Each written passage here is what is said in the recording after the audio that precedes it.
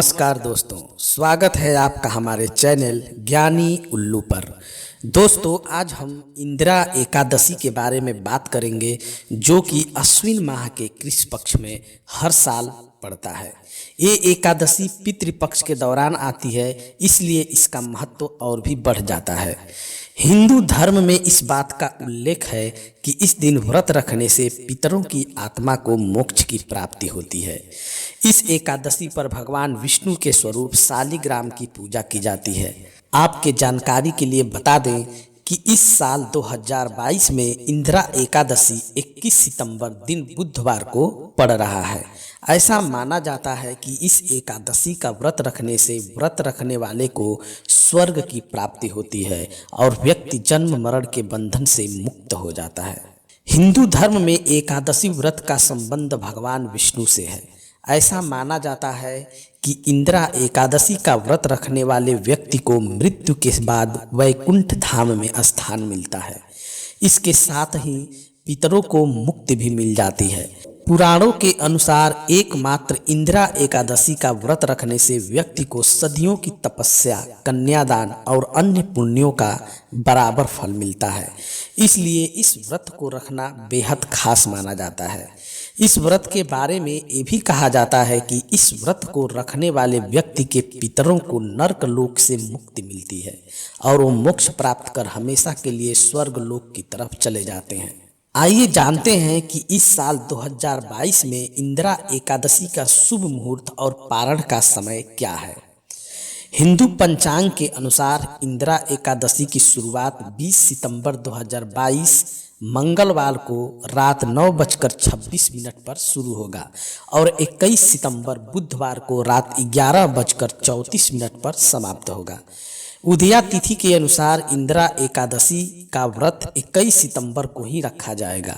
इंदिरा एकादशी व्रत का पारण अगले दिन 22 सितंबर गुरुवार को सुबह 6:09 से लेकर सुबह 8:35 के बीच होगा।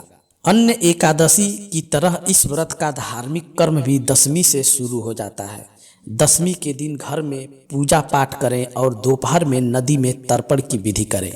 श्राद्ध की तर्पण विधि के पश्चात ब्राह्मण भोज कराएं और उसके बाद स्वयं भी भोजन ग्रहण करें।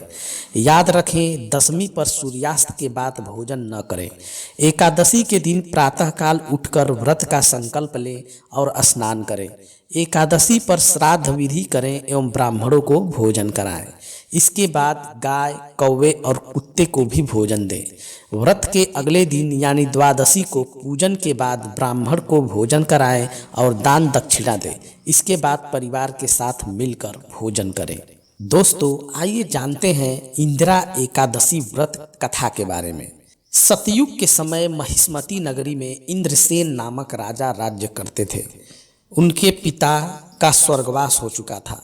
एक समय रात्रि में उन्हें स्वप्न में दिखाई दिया कि उनके माता पिता नरक में रहकर अपार कष्ट भोग रहे हैं।